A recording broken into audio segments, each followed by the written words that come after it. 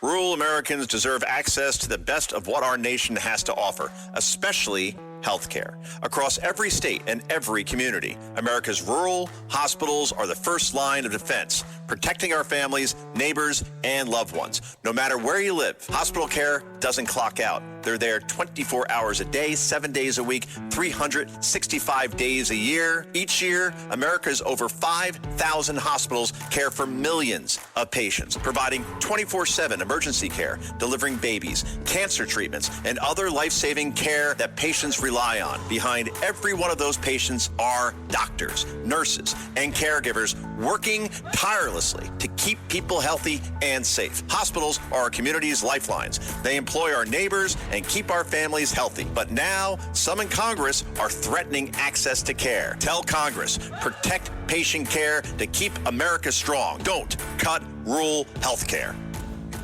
Listen, all you New Yorkers. Excuse me, taxi. Okay, man, we're looking around. This is the 77 WABC minicast. The amazing congressman. He really is amazing. I call him the king of Rockland County. President Trump calls him Mr. Salt. He was in that chamber last night. And when the speech ended, if you watch it on television, you actually saw Mike Lawler shake hands with Trump as Trump was about to exit the chamber. Live in D.C., the great Mike Lawler. Michael, good morning. How are you? New phone. Who dis? Mike, what's good today? You're in D.C. and I'm not. Yes, we are aware that you did not make it down to Washington, D.C. After all your belly aching, after all your crying and bitching and moaning and, acting like a little girl, you then call yesterday and say, I can't make it. I don't have a ride. My train was canceled. I can't get a plane. Nobody will drive me. I mean, I got to tell you, don't ever ask us for a ticket again. I mean, it's so bad that we had to give your ticket away to the great Joe Piscopo, the #1 radio talk show host in New York. That's not true.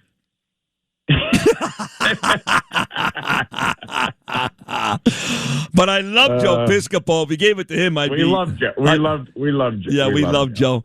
It's funny because, you broke my balls in the afternoon, and then I get a call from Nicole Maliotakis with Maria Bartiromo. They broke my chops. Then I'm getting text messages in the middle of the speech from Nick LaLota and Anthony D'Esposito. Like, these guys really miss me. I guess they must miss me.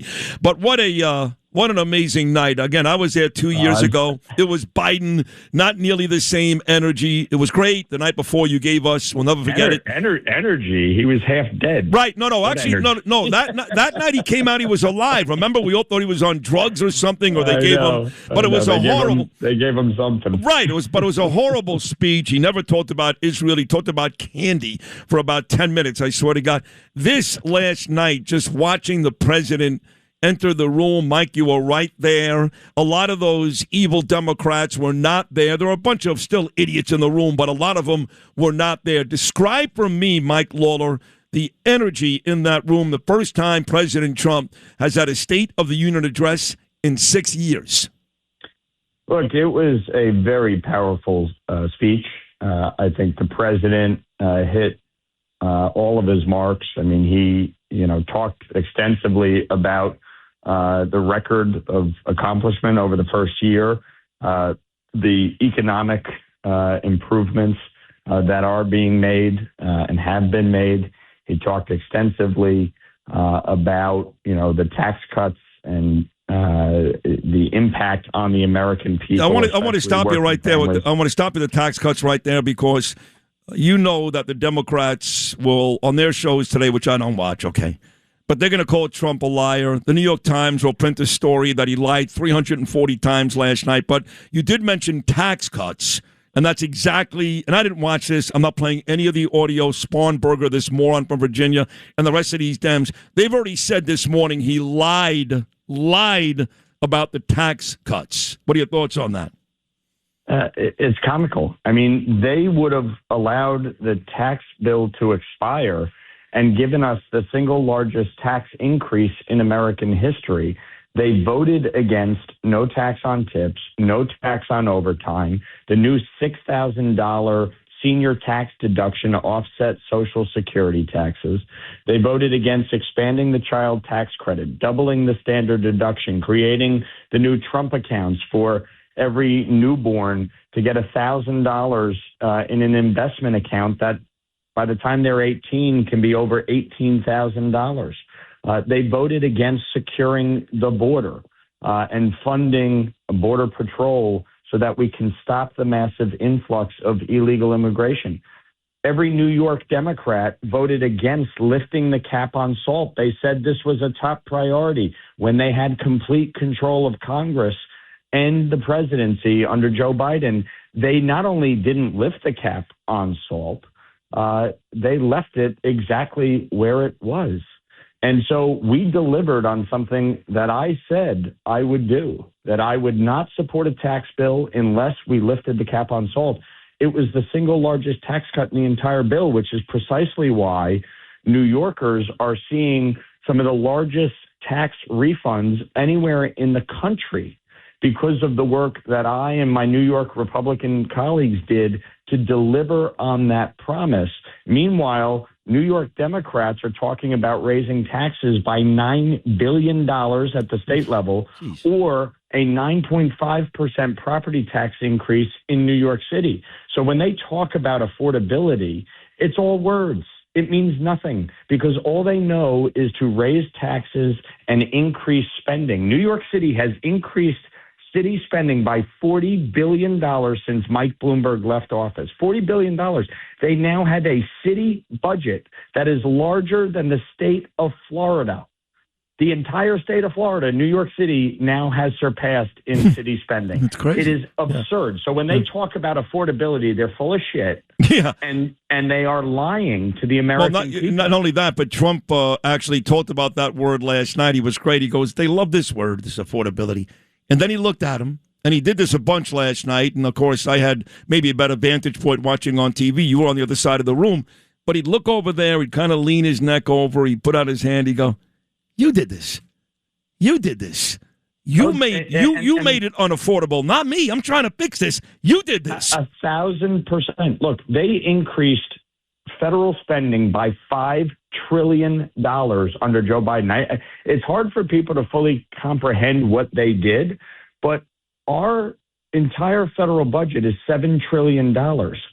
They increased federal spending by $5 trillion in 2 years. Okay, so $2.5 trillion increase per year is what they did, and that's what we're digging out of.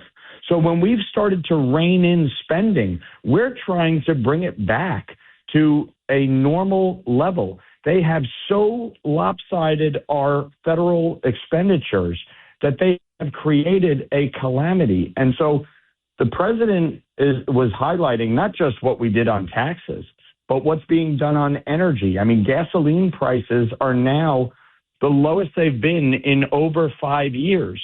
They're below, the national average is below $3 for the first time in 5 years. You know where energy prices are high? In New York. Why? Because New York is governed by a bunch of feckless morons who have created the most disastrous energy policies anywhere in the country. They ban natural gas.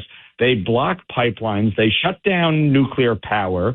They require all electric construction.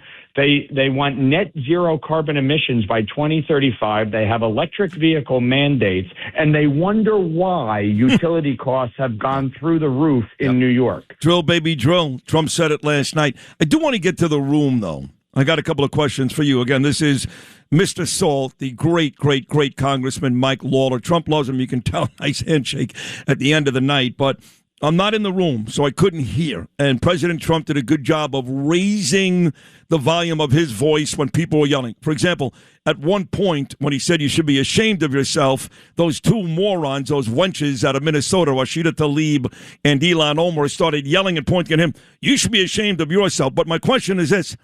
How much more screaming was there throughout the night? And two things. Why is Al Green invited back every year. If you've been thrown out 2 times in a row, which is the case, this moron from Texas got thrown out again last night with his stupid cane and his disheveled appearance, he should be able to come back in. And why is Rashida Tlaib, Mike Lawler, allowed to walk in that chamber with a pin, a button that says F-ICE, and actually spells out the word? Not F-ICE, actually spells out the word. How do you have that word on somebody's jacket inside the chamber? Look, they are members of Congress. They're duly elected. So what? They're allowed to be on the House floor. But here's the thing, Sid. They make themselves look like assholes. I honestly think it's remarkable that as a member of Congress, an alleged adult, you would show up to the State of the Union, or in many cases, not show up at all, but show up to the State of the Union in protest and act like a clown. And act so pathetically and embarrassingly in front of the entire nation. And unlike last year, where they had their stupid paddles and they were screaming and they were yelling and they were storming out, this year, by and large, the Democrats that did show up sat there. They didn't say much. They didn't applaud. They didn't rise. They didn't do anything. Every week, the Payne family cuts straight to the real financial story. The one question, Bob, everyone's asking is, are we in an artificial intelligence bubble? You've been through boom and busts. What do you think? No hype, no myths. Just what actually matters to your money. Does feel very similar to what we experienced in the 90s. Where are we, though? Are we in 1995, 1997, 1999? Listen to the Pain Points of Wealth on the Red Apple Podcast Network.